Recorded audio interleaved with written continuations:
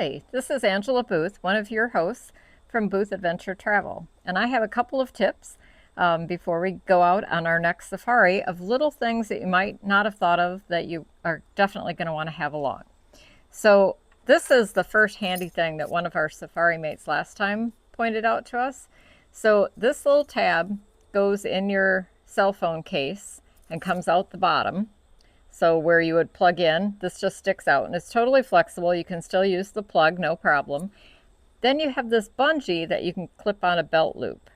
This is a great, great idea so that you do not lose your cell phone. You have it with you, but you don't have to worry about it falling out of your pocket in the truck and getting lost or falling out when you're getting in and out of the truck. It's very lightweight, super handy, works on I think any cell phone case. I haven't seen any that don't have a place to plug in your phone. So, and you can still use the plug on the phone, no problem. So that's my first great tip. Secondly, especially if you're going to use your cell phone as your camera and for videos, which is great. It's what I'm using right now. It's why I couldn't show you this connected to my cell phone. But if you're going to want to use your phone as a camera and for taking some videos on safari, you're probably going to need to recharge it. Now the trucks do have an inverter on them and you can plug things in there, but it has to get turned on, it turns off. Well, actually, I think they have new ones now that actually do continue to run power even when the truck turns off. But I just find it really, really simple to have a power bank with. So this is a new one that I just bought, and I'll put the link to this in the description below. But this one is a lot lighter weight, and it can recharge my cell phone, which is a Pro Max 16. It can recharge 2+ times. I have another one that I can recharge my cell phones over 10 times. But it weighs a lot more. This one is really lightweight and compact, and really I cannot see a situation where I'm going to need to recharge my phone more than 2 times while I'm out on a game drive. And then I can just recharge this and I'm good to go again the next day. Now, I like to put it in a little bag, and in here I also put the power cord to charge it up, which you could use to charge your phone, but it's really short. So I also have along just another cord that's not too long. This one's, I think, 3 feet. So that I can plug in my phone and have this in my pocket and still be using my phone without it being like this huge long cord, but also this little tiny one is a little limiting in how much I can move around. Although I've seen people hold the phone and the power bank in the same hand while they're filming something, but it's awkward. So I keep these in the bag with the charger. All right, then another thing, for in your room, you will have power in all of our rooms, even in the mobile tented camp, that you can plug in your devices at night. For your cell phone, because most of us use our cell phone as our alarm clock, you're probably going to want a long cord for it. So I have this one that is ridiculous. I think it's like 10 feet long. But we like these because there's usually not a ton of plugs in the room, which we're going to talk about that in a second, but I can run this across. So say the plug is on Kim's side of the bed. I can plug this in, I can run the cord along the headboard and over to my side of the bed so that I have my cell phone right there when the alarm goes off in the morning. Or if I need to get up in the middle of the night and I want to use it as a flashlight, it's right there handy by me. So a really long cord is a nice feature. Okay, about power in the rooms. You will need an adapter. So this is a universal travel adapter. You need the UK, which is type G, which is 3 flat prongs. This one is just nice. I will put the link to this in the description below. It works in almost anywhere you go. So it's, again, super lightweight. It has a plug you can plug anything into. It also has 3 regular USBs and 1 USB-C. So this is very, very useful. You will have to have one of these to charge stuff in your room most of the time. The hotels sometimes have a universal plug, but our game lodges will not necessarily. If you have a lot of things to charge, like for us, we have camera batteries, so we maybe have, between Kim and I, we maybe have 4 camera batteries in a night to charge. We have a computer, we have our 2 cell phones, you know, if you have an iWatch, iPad, whatever, and you're going to have a bunch of stuff to charge up at night, you might want to get a power strip. So I'll put the link to this one down below too, because it's flat, doesn't take up a lot of room in your bag. It's also lightweight. It also has a bunch of USB ports in it as well. It's handy to have. If you don't have a lot to charge and you don't think you'll need it, then by all means, don't bother. I don't want to encourage you to bring more stuff than what you need. But if you have a lot of things to plug in, this is really handy, and I like that it's really lightweight. Okay, another useful thing that a Safari Mate once had that I was like, oh, how smart is that? So you remember when you were a little kid, and maybe not, maybe you're not that old, but I had mittens, and I had a clip on my mitten and a clip on my cuff of my coat so I didn't lose my mittens. Well, this is basically that same concept, but for a hat. So a lot of times, you know, it's breezy, your hat goes flying off. It's not as big a deal in Tanzania because our trucks are enclosed, so nothing is likely to go flying out of the truck, but still, it can be handy. So it just has a clip on either end, a little nylon cord in between that's very lightweight, and you just clip one side on the back of your hat and the other side on your shirt. It has other uses as well. Your pockets in your safari pants, check them out before we go, because a lot of times they're not as deep as our pockets we're used to in our slacks at home. So not a terrible idea for your wallet, that you can clip it on the edge of your wallet and then clip it to your belt loop so that if your wallet would slide out of your pocket, it's not going to go flying. Yeah. I've also used one for my Kakoi. When I have my Kakoi around to keep me cool in the afternoon, you can clip it so that it stays put. So they have multiple uses, but very handy. Also, I'll put that in the link down below. They're cheap. I don't remember exactly what it was, $4 or $6. But it's another little lightweight thing that's very handy. Okay.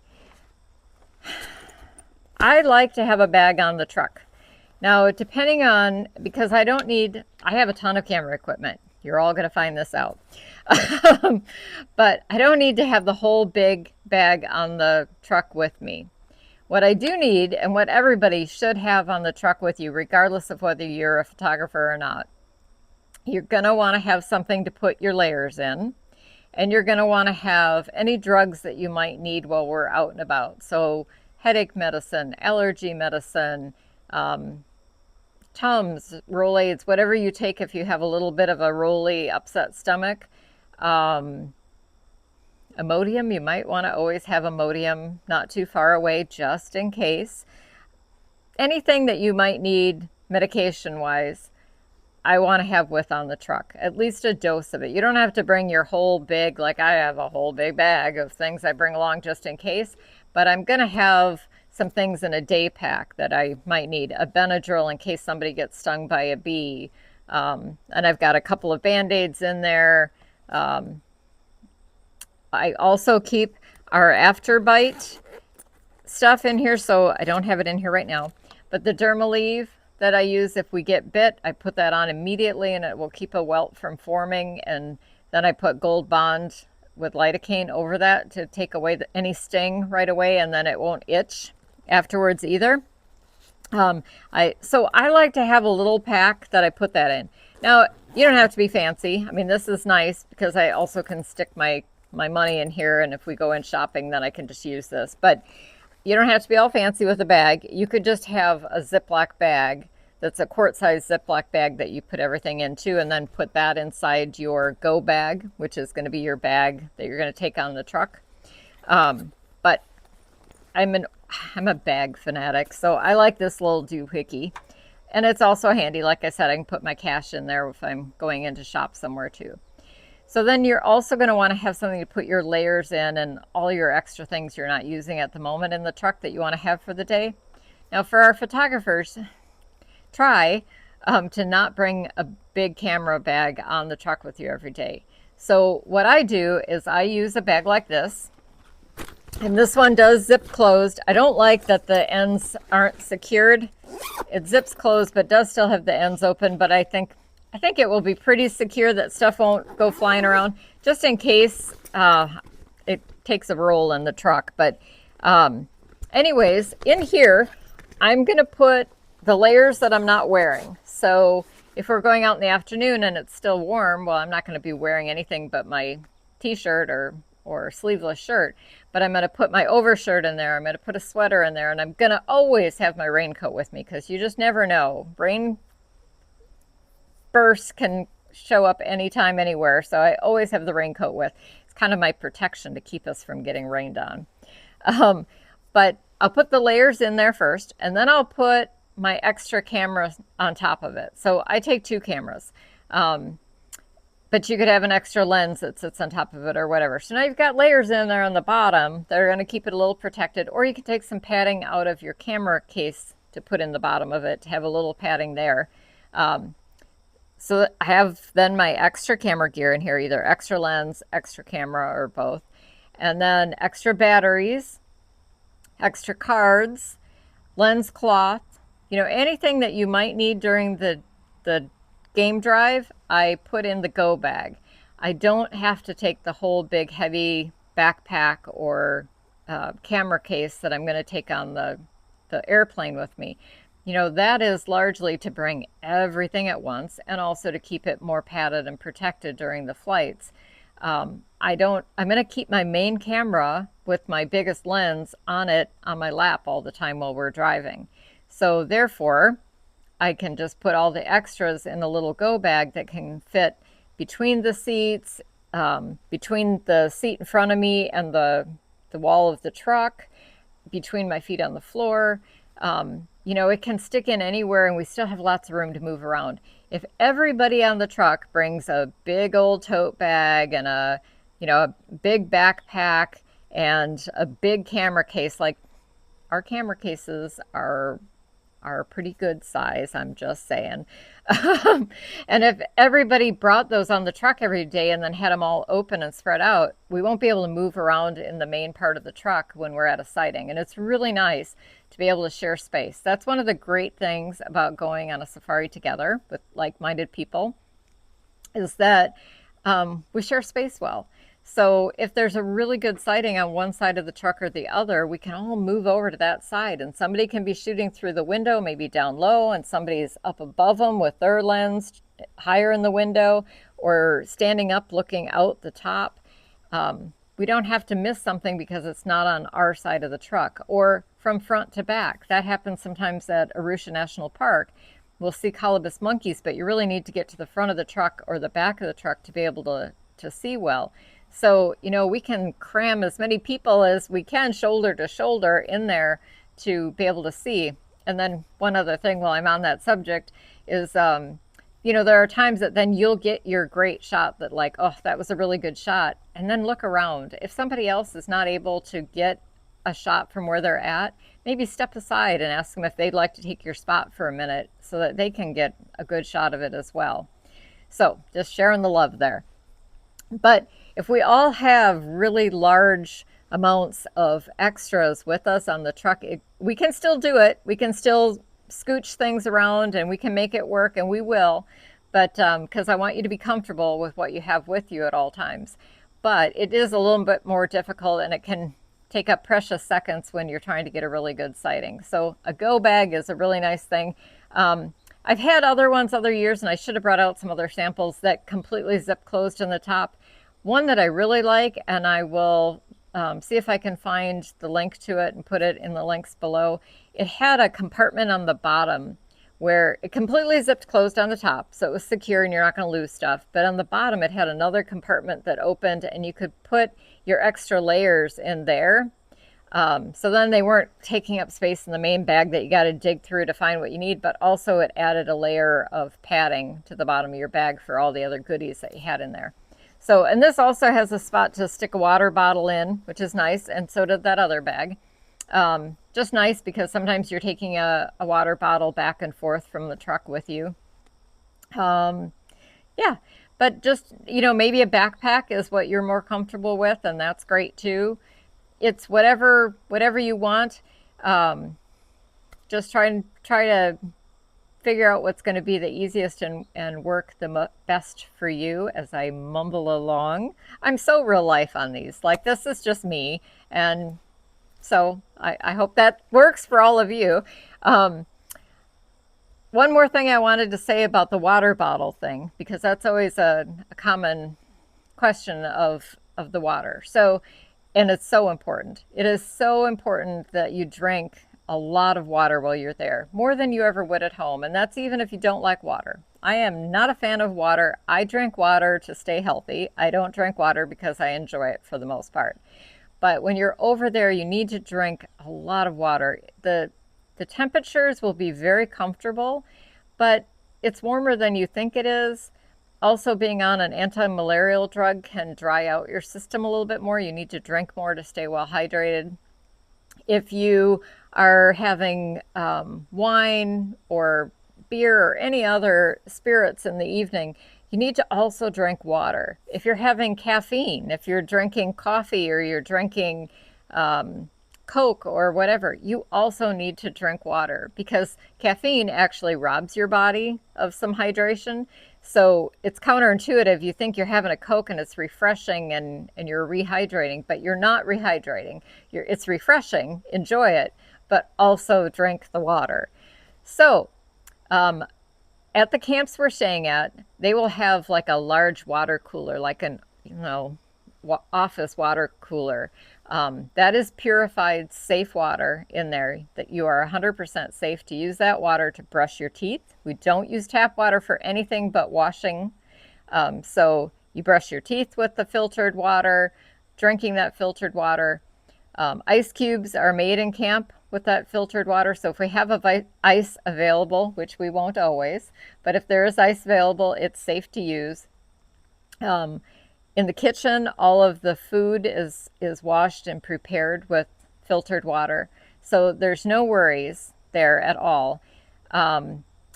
They're trying to cut down on the plastic waste over there. So we will have plastic bottles for water on the truck at all times. That's no problem. But you don't want to be taking, like I'm going to take 2 bottles of water back to the room with me so I have bottled water. Because we'll run out of water on the truck. And we can pick up more, but it's not as easy to come by once we're out in the national parks, and it's more expensive once we're out in the national parks. And there's really no need. So what I do, I save a plastic bottle, and I take it back to my room with me, and I refill it because just for me, it's easier to refill and drink from the plastic bottle, to have it on my nightstand at night. They have glasses available in your room, but I'm not always as comfortable leaving that on my nightstand. I worry I might knock it off and break the glass during the night or when I go to get up. And also, honestly, sometimes there are some little gnats that are flying around. And so I don't want to wake up to swimmers in my water. So using a bottle is just more comfortable. You can bring a water bottle from home, particularly if you're not bringing a ton of camera equipment and you have space and weight available. You can bring a water bottle that you like from home. You just have to bring it empty because you can't take it through security with liquid in it. But you can definitely bring your own water bottle, or like I said, you just hang on to one from the truck and reuse it back in the room. And after a day or so, you just do it again. You just keep a bottle that you drained on the truck. If I have a half bottle left on the truck, I never waste that. I mean, it's just, I don't want to waste anything in Africa. I try not to waste at home, but I definitely don't want to waste things over there. So if I have a half a bottle of water left in the truck, I always bring it back to the room with me to finish later. I'm not just going to leave it there that then nobody knows whose it was and it ends up getting tossed out. So that's a good opportunity. You bring it back to the room, you can refill it, reuse it, whatever. So I think that's all of my tips for the moment for today. There's absolutely a ton more to go over, but this has been fun, just a little look at a few extras and a few pointers, and I hope you're all getting as excited as I am. We are now 12 days out from our next safari, and I cannot wait to be on the way. If you liked this video, please give us a like. Hit the subscribe button so you don't miss our upcoming stuff. We're going to do a lot of fun things while we're in Africa and share those with you all. And I'd love to hear your comments as well. So thanks for joining.